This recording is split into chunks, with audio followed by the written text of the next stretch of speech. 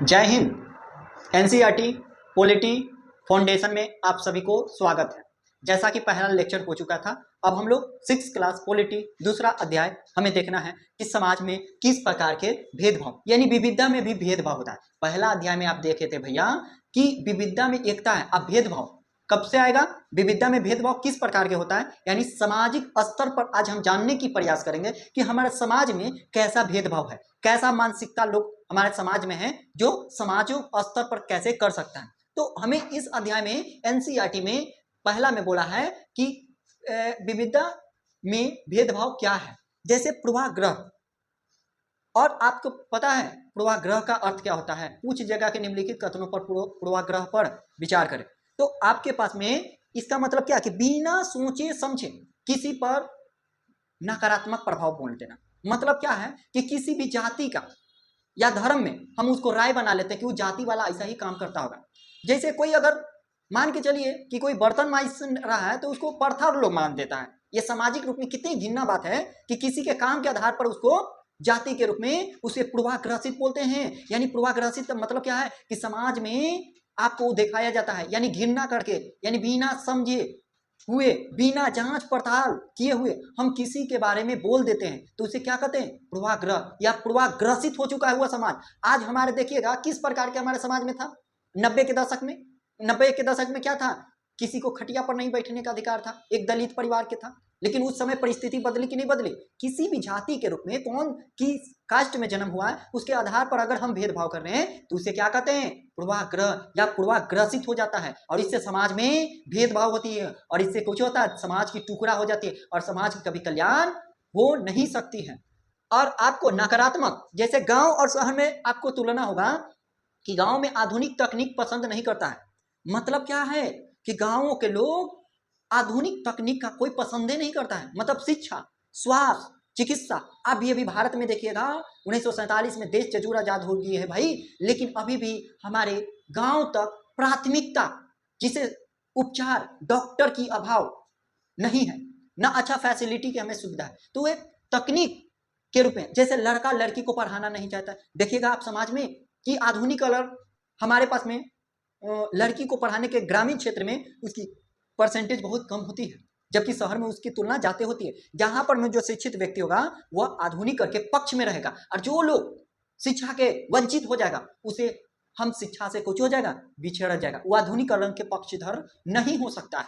तो यही बात है कि गांव में आधुनिक तकनीक नहीं कर रहा है, और शहर में क्या है कि व्यक्ति को जो हो गया है आलसी, पैसा, घमंड, परिवार की समय नहीं दे पा रहा है। आपको पता है कि गांव में महात्मा गांधी क्या बोलते थे कि गांव में आत्मा बचती है, बिना गांव के शहर का निर्माण ही नहीं हो। आज हमारे पास में यदि इंपॉर्टेंट देखा जाए तो गांव में आत्मा है, गांव में समृद्धि है। यदि आप देखते होंगे कि शहर में किस तरह से हमारे पास में पर्यावरण नुकसान हो रही है, तो लोग गांव की ओर पलायन कर रहे हैं। जैसे कोविड-19 में देख लीजिए किस तरह से था, अलग अलग परिस्थिति था। तो आपको यहां तक समझ में आ चुका होगा कि शहर के रूप में आलसी रहता है, परिवार के समय नहीं बेचारा दे पा रहा है, और जो व्यक्ति को समय नहीं दे पाएगा तो कैसे होगा। तो ये दोनों का डिफरेंस पता चल गया। और पक्की धारणा बनाने पर विश्वास लगता है। रूढ़िवादी धारणा, यानी रूढ़िवादी धारणा मतलब एक इंपॉर्टेंट है। यहां से आपका क्वेश्चन पूछेगा कि निम्नलिखित कथनों पर रूढ़िवादी पर विचार करें, यूपीएससी का प्रश्न है। तो क्या आप जवाब दे सकते हैं, धर्म, मुस्लिम, शिक्षा, गरीबी के कारण शिक्षा। यानी इस समाज में एससी एसटी में अभी तक शिक्षा के वंचित रहा। जैसे मुस्लिम में आप देखिएगा, मुस्लिम में लड़कियों को कम पढ़ाया जाता है, यानी वह शिक्षा से बिछड़ा हुआ है। उसे हमें आगे करने के लिए हमें उसको लिए सरकार को कानून बनाने की आवश्यकता है और उसको लिए प्रोत्साहन देने की आवश्यकता है। जैसे नीतीश कुमार जी ने लड़की के लिए साइकिल योजना क्यों चलवाए, ताकि लड़की कैसे पढ़ सके और आगे बढ़ सके। तो उसको लालच देके नीतीश कुमार का योगदान माना जाता है। और आप जानते हैं कि एससी और एसटी लोगों के दबाया गया था उस समय। 90 के दशक में कोई भी वोट देने का अधिकार नहीं था एससी एसटी लोगों के, और वह लोग बड़े लोगों वाले कब्जा करके रख लेता था। और अगर आप जाइएगा वोट देने तो बड़ मार मारता था। तो उस समय लालू प्रसाद यादव जी के ऐसा शासनकाल था, तो उस समय लोगों ने मुख्य धारा में जोड़ा। और बताते हैं डॉक्टर भीमराव अंबेडकर संविधान निर्माता के रूप में जानते हैं, लेकिन बिहार में अगर जातियों को मुक्त करवाए, समाज में इक्वल देखें, तो वो लालू प्रसाद यादव जी का एक माना जाता है, जो समाज में भेदभाव को मुक्त करवाने में इनकी भूमिका था। अब देखते हैं दोस्तों, क्यों शिक्षा मुस्लिम पर, गरीबी पर, यानी किसके बिछड़ रहा है, और SC ST समाज के शिक्षा से कई कारण पिछड़ा हुआ हो जाता है, वह मुख्य धारा तक नहीं पहुंच पा रहा है, वंचित हो जा रहा है। वह सोच रहा है कि कमाने से मेरी अर्थव्यवस्था अच्छा हो जाएगा। ना ना, ये बहुत गलत बात है। कमाने से कुछ नहीं होता, शिक्षा रहेगा तभी हम अपनी अधिकार के लिए बोल सकते हैं। अगर शिक्षा जिस व्यक्ति के नहीं रहता है, देखते हैं गाली सुन के काम कर लेता है, लेकिन वही व्यक्ति पढ़ा हुआ लिखा हुआ व्यक्ति रहता है तो कोची करता है कि हम इसका स्वाभिमान के साथ समझौता नहीं करेंगे, ये मेरी गरिमा होता है, और किसी के भी गरिमा को आप कम नहीं कर सकते हैं। ये SC और ST के गरीबी कारण क्यों बढ़ रहा है? क्योंकि इसके पीछे शिक्षा का मूल कारण है, और इसीलिए सरकार को शिक्षा पर इन लोगों को आरक्षण देना चाहिए। आरक्षण का मतलब क्या है? आरक्षण, नए नए योजना पर आरक्षण देना चाहिए, क्योंकि इन्हीं लोगों को कई वर्षों तक लोग, बड़े जात वाले लोगों ने शोषण किया था। आज जानते होंगे स्थितियां क्या होगा। तो आई होप आपको यहां तक ले समझ में आ चुका होगा। अब आपको यहां पर में देखा जा सकता है, संसार में 8 धर्म है। कितना धर्म है? 8 धर्म है। और 8 पूछा जाएगा कितना धर्म है, और भारत में सभी धर्मों को माना जाता है। यानी भारत एक ऐसा देश है भाई कि सारे देश को, ऐसा कोई भी देश नहीं होगा हमारे भारत में सारे धर्म को रूप में इक्वल समझा जाता है, किसी के साथ भेदभाव नहीं होता है। आप देखिएगा हमारे पास में ठीक है थोड़ी सी लड़ाई झगड़ा होती है, लेकिन आपस में भी एकता है। जैसे देखिएगा जापान, अमेरिका, ये सब में कुछ है अलग है, लेकिन हमारे में अनेकों धर्म के लोग यहाँ पर में निवास करते हैं और रहते हैं, और भाईचारा भी निभाते हैं। और 1600 से ज्यादा भाषा बोली जाती है भारत की। देखिए भारत की कितनी सौभाग्य बात है कि 1600 ज्यादा भारत में भाषा का बोलने वाला देश है। यानी भारत एक महान देश के रूप में आता ही आता है। और अब देखिए रूढ़िवादी धारणा, आपको यहां से एक और समझ में आएगा। इसमें ये पॉइंट को मैं बताना चाह रहा हूं कि रूढ़िवादी धारणा क्या होती है। आपको समझ में डायरेक्ट आएगा कि रूढ़िवादी वो नहीं होगा। मेरे लेक्चर को देखने के बाद में हम कल्पना करिए कि आप इस वीडियो को अगर देख लीजिएगा तो आपका पूरा NCERT आपको एक आधुनिक के सोच विचार के आप जागृत, एक जागरूकता इंसान बन जाइएगा। देखिएगा रूढ़िवादी क्या धारणा है हमारे समाज में।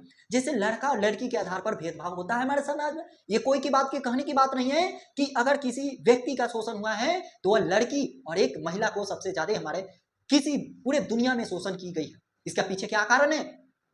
क्योंकि लड़की को हमेशा 4 दीवारी में बंद करके रखा जाता है। और ये आप जानते होंगे कि लड़की हवाई जहाज मतलब एरोप्लेन नहीं चला सकती। आज क्या भारत में एरोप्लेन लड़की नहीं चला पा रही है? प्रोफेसर स्कूल में नहीं पढ़ा पा रहे हैं? गर्ल्स जो है, महिला लोग भी हैं। तो क्या ये रूढ़िवादी धारणा नहीं है? अब कोई बोल देगा कि आप UPSC की तैयारी नहीं हो, ये मान लीजिएगा कि आपके साथ वो व्यक्ति रूढ़िवादी धारणा है, यानी आपको वो नीचा दिखाने रहे हैं, यानी आप नहीं कर सकते। आज हमारे रूढ़िवादी धारणा क्या है? जो समाज में कहे कि आपसे ना हो पाएगा, लेकिन आप ही से होगा। आप मेहनत करेंगे तो आप ही से हो जाएगा। फिर दोस्तों ये लड़की को हवाई मतलब एरोप्लेन नहीं चला सकती है, और लड़कियों कमजोर होती है, मतलब लड़की कमजोर होती है, उसके दिमाग नहीं, ऐसा हमारे समाज के बोला, हमारा नहीं मानना है। क्योंकि लड़की बहुत सारे चीज को, क्योंकि इस समाज के रूप में अलग अलग चीज पे होते हैं। तो आई होप आपको यहाँ तक ले समझ में आ चुका होगा। हम लोग अब देखेंगे कि विविधता में भेदभाव कैसे होता है और इसके पीछे कौन कौन सा कारण होता है। तो आपसे भी कोई पूछेगा कि विविधता में भेदभाव कैसे होता है, तो क्या जवाब दीजिएगा? असमानता, काम के आधार पर भी असमानता होती है। जैसे व्यक्ति, आप देखे होंगे घर में व्यक्ति एक नौकरी वाला और एक बिना नौकरी वाला, तो उसके आधार पर क्या उस व्यक्ति के साथ भेदभाव होता है कि नहीं होता है? एकदम होता है, क्योंकि आर्थिक रूप से वो व्यक्ति कमजोर होगा तो उसको एक सामना भेदभाव के करना पड़ेगा। दूसरी, एक दलित परिवार को भी इसका भेदभाव शिकार देखे होंगे। और जैसे काम के आधार पर उस व्यक्ति का भेदभाव करते हैं। हालांकि ये संविधान में उल्लेखित है और संविधान में अनुच्छेद 17 इसको समाप्त करना है। डॉक्टर भीमराव अम्बेडकर का मानना था, और उन्होंने पूर्वाग्रह और रूढ़िवादी धारणा यानी व्यवहार बना लेना, यानी आधार का भेदभाव जाति में धर्म के आधार पर होता है, यानी जाति के आधार पर भारत में भेदभाव देखा गया था। आप जानते हैं हजारों आर्टिकल 17 एक फिल्म है जिसमें दिखाई गई है कि ओम नमः शिवाय एक बालक बोल रहा था। उस स्थिति में एक पुजारी जिसे पंडित बोलते हैं उसकी जीभ काट लिया था कि तुम नहीं बोल सकते। क्या ये गलत नहीं है किसी भी व्यक्ति को इस तरह से? तो हमारे पास में ऐसे ऐसे प्रावधान जो आप फिल्म देखेंगे तो आप अवगत हो जाइएगा। तो आपके साथ में भेदभाव जाति के आधार पर भी देखा जा सकता है। क्या आपके पास जाति के आधार पर सबसे ज्यादा अगर किसी देश में, हमारे देश में प्रताड़ित हुआ था, एससी और एसटी लोगों को बहुत प्रताड़ित किया गया। इसको आप जानते थे कि उस व्यक्ति को किस तरह से डरावनी स्थिति था, न उसको मंदिर में प्रवेश करता था, न उसको सार्वजनिक जगह पर में झाड़ू को बांध दिया जाता था। ये कहीं ना कहीं गलत था, ये इंसानियत की हार था। तो यह क्या भेदभाव नहीं था? दलित शब्द का अर्थ क्या होता है?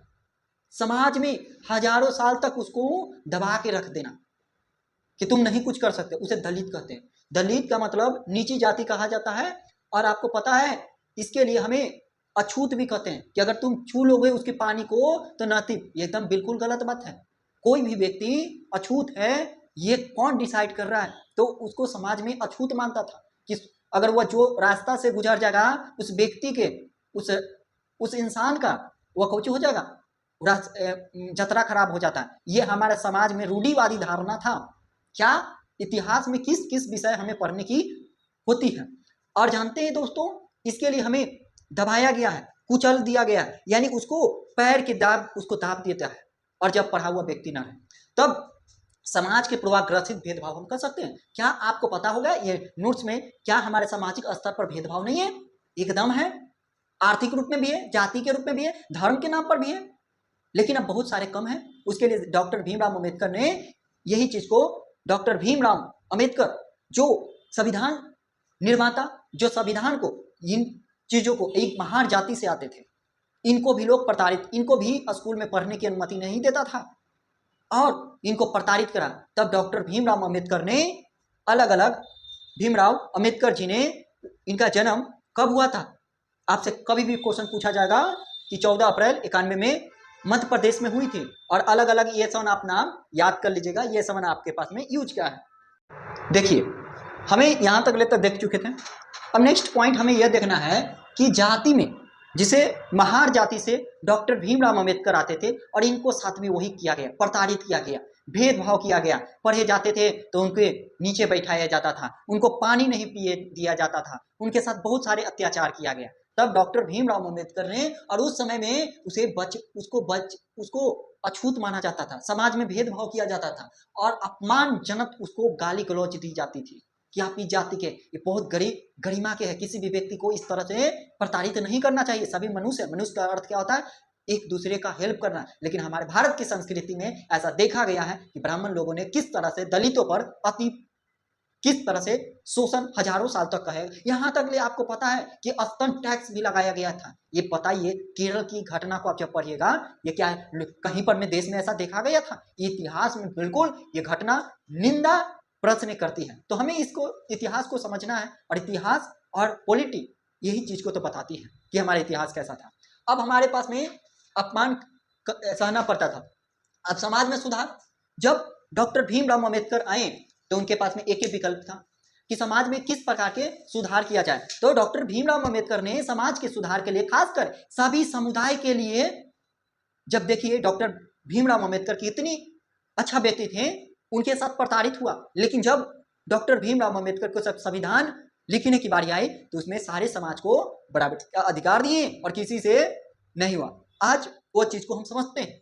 अगर डॉक्टर भीमराव अम्बेडकर ना होते तो पता नहीं दलितों को क्या हो जाती, किस प्रकार के पड़ता है। यहाँ तक ले पानी पीने के लिए आजादी नहीं, उनके लिए पानी सत्याग्रह आंदोलन करना पड़ेगा 1927 में। आपको पता है ये चीज को? इतिहास पढ़ेंगे तब पता, और ज्योग्राफी पढ़ेंगे और हमारे पॉलिटिकल राजनीति पढ़ेंगे, सब हमारे समाज में पता है। और डॉक्टर भीमराव लौटे तो पिछड़े वर्ग के लिए भी संघर्ष किए, पिछड़ा ओबीसी के लिए, सभी के लिए बराबरी का अधिकार दिलाने के लिए डॉक्टर भीमराव अम्बेडकर का माना जाता है। आई होप आपको समझ में आ चुका होगा। वीडियो अगर अच्छा लगे तो लाइक और शेयर करेंगे, दोस्तों में भी बताएंगे। जय हिंद, जय भारत, जय किसान।